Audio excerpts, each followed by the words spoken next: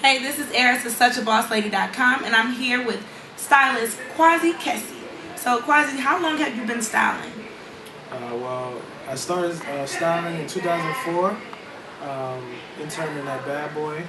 So I was Sean P. Diddy Combs' stylist intern. So since 2004, that's when I got my foot in the door, and I've been styling ever since. So, I want to know what makes you a boss in your own right. You know, this is suchabosslady.com, but everybody's a boss, not just women. So, what makes you a boss? I'm definitely a boss, but I had to learn to become a boss. I'm not gonna lie. Like I've had Sneaker Magazine. I was the owner of a Sneaker Magazine, but I'm the type of person I want to do everything myself. Right. I want to make sure it gets done right because I know I'm not gonna let me down. But being a boss, you got to delegate responsibility. So I think being a boss is realizing the potential in others. You know what I'm saying? So. Like somebody gave me a chance, Mike B gave me a chance coming up. I was his intern at Bad Boy, later turned into his assistant, and now I'm BET men's fashion stylist. So it's about giving somebody else a chance and seeing the potential in others because you know if somebody gave you a shot, you gotta give somebody else a shot. Exactly. So I think that's a big part of being a boss and seeing your business grow. Like it's not gonna grow just by you yourself. Like you need a team, and you're only as strong as your team. Teamwork makes the dream work. Straight up. So, who are some of the names that you styled throughout your career? Like I said, I started working with boot camp. That's at I call it boot camp. At Diddy with Sean John and Boot camp. Bad Boy. Yeah, that was a fashion boot camp. I've worked with Chris Brown, Ludacris, Steve Stout. The list goes on and on. Like a lot of the most fashionable industry icons in terms of male entertainers I've worked with. So you name them, I've probably worked with them in some capacity. And I want to know, how did you turn your passion for fashion into your career? This guy comes in with the Coach leather LeBrons, and they're like green and gold, and they're based off of LeBron's high school colors. And he had them like 6 months before they came out. So I'm like, who's this guy? So I'm talking to him like, yo, what you do? And he's like, I'm Diddy's stylist. I'm like, word? And wow. Growing up, from That's Harlem, crazy. you know what I'm saying? Like, I'm like, that's dope.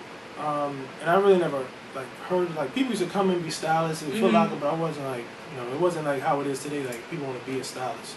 So I'm talking to him, and I'm talking about how I just got the Olympic Air Max 95s. He was like, word. And this was when Diddy was running the Olympic torch. He had just ran it. He was like, yo, I need to get those for him. So I left work. I went with Diddy stylist, Mike B at the time. We went to A-Life. This was a store that was on Rivington Street. This is one of like the biggest sneaker stores. This is like the boutique, cool sneaker store. Went to A-Life, got him the MS95, the Grease Olympic joints. And Mike was like, yo, I need those too. He was going to Miami. I was like, all right, I got you. That's crazy. So I did my homework. I had people at Clientele. This was a sneaker store on Lafayette. I got him a 13. He was a 13. Came back. I got him the sneakers. He gave me the break. Gave me like extra $50. So you was doing this all in that same day? No, I got Diddy the sneakers. And then you came back. Then he came back. I had I got you. Like it was like a week within the time when he came back from Miami. I had his size 13 for himself. Okay. And he was like, he gave me an extra $50. I was like, no, I don't want your money. I want to be an intern or assistant. Tell him what you want, y'all. Exactly. You got to speak up out here. So he was like, all right, take my info. I took his info. I was calling him night and day, like, yo, I want to. And then my big brother from Harlem, Mo, he was working with Phil Robinson at the time. And he was like, oh, Mike B, I know Mike B, I'm going to put you on. So he connected the dots, and Mike was like, all right. So the next day, he called me to the office. This was like a month later from when all that happened. Okay. He called me to the office, and I'm at Bad Boy. I'm like, what the hell? Like, this is crazy. So from that point on, I was an intern there. Then I became an assistant, and then it just blossomed from there. So my passion for sneakers turned into an intern, you know what I'm saying? And then it blossomed into me becoming a men's fashion stylist. What is your advice to someone that's wanting to get into the styling business? What would you tell them? What would you tell them to start? My thing would be, depending on where you want to go, if you want to be like a stylist, I would say work with somebody great. You know what I'm saying?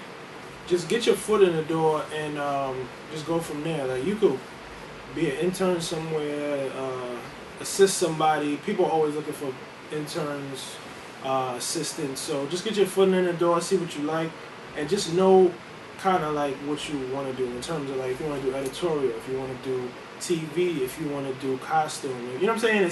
It's so many areas. People just be like, I want to be a stylist. And the people don't do their research. Yeah, people don't. You hard. should kind of know which areas you want to go into. One. So once again, this is Aris and this is Kwasi Kessie. You can find him on Twitter at kwasikessie.com. That's KWASI KESSIE, and that's my Instagram also, and my Facebook. So that's again Kwasi Kessie, KWASI KESSIE. What's up, stylist, entrepreneur, everything in one.